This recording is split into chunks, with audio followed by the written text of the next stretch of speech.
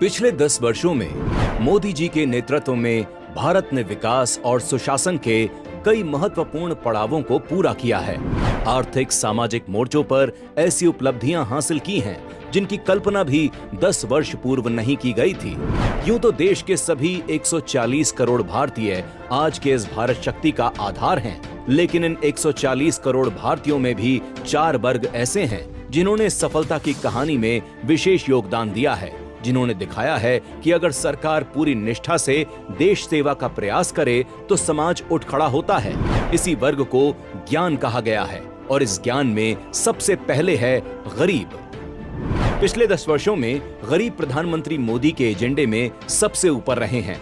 दशकों तक सरकारी उपेक्षा का शिकार रहे देश के जनसाधारण की तरफ पहली बार सरकार की तरफ से सुशासन के हाथ बढ़े तो देखते ही देखते अपने आत्मबल से ये वर्ग उठ खड़ा हुआ। प्रधानमंत्री मोदी ने इस उपेक्षित समाज को अपनी प्राथमिकता में सबसे आगे रखा।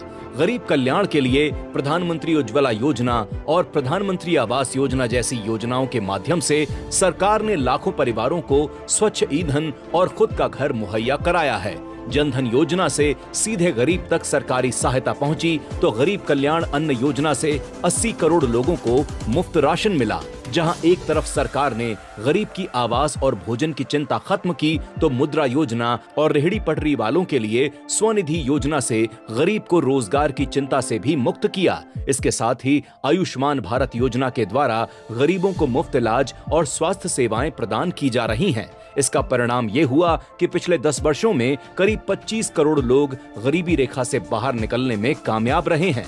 जहां एक तरफ देश का गरीब इन 10 वर्षों में पहली बार गरीबी की दलदल से बाहर निकल रहा था, तो वहीं ज्ञान में दूसरा वर्ग यानी युवा भी इन्हीं 10 वर्षों में सफलता की नई कहानी लिख रहा था।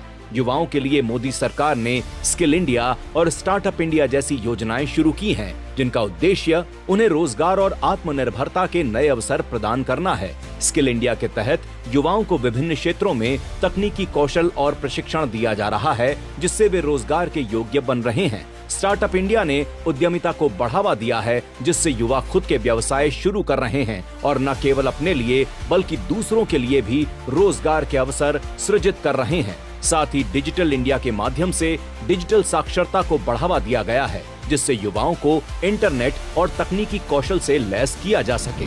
गरीबों की तरह अन्नदाता यानी किसानों की खुशहाली के लिए प्रधानमंत्री किसान सम्मान निधि योजना के माध्यम से सरकार अब तक सीधे किसानों के बैंक खातों में 3.68 लाख करोड़ रुपए की वित्तीय सहायता प्रदान कर चुकी है, जिससे उनकी आय में बढ़ोतरी हो रही है और उनके कृषि कार्य को स्थिरता मिल रही है।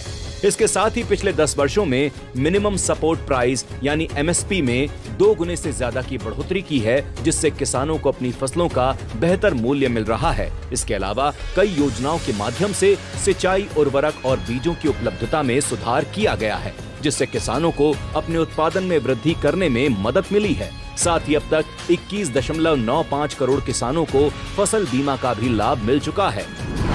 ज्ञान का N यानी नारी के सशक्तिकरण के लिए मोदी सरकार ने बेटी बचाओ बेटी पढ़ाओ योजना के माध्यम से महिलाओं की शिक्षा और सुरक्षा पर जोर दिया है। इस योजना का उद्देश्य लड़कियों के प्रति समाज में सकारात्मक दृष्टिकोण पैदा किया।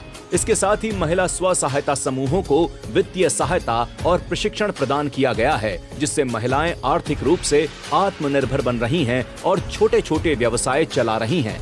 विश्व में सबसे अधिक 6 माह का मातृत्व अवकाश कामकाजी महिलाओं के लिए मातृत्व के सुखद एहसास को अनुभव करने में सहायक सिद्ध हो रहा है, तो वहीं लोकतंत्र में आधी आबादी की भागीदारी सुनिश्चित करने के लिए नारी शक्ति बंधन अधिनियम से संसद में 1/3 सीटें महिलाओं के लिए आरक्षित की गई हैं। इन्हीं 10 सालों में देश को 3 तलाक जैसी कुप्रथा से भी मुक्ति मिली है।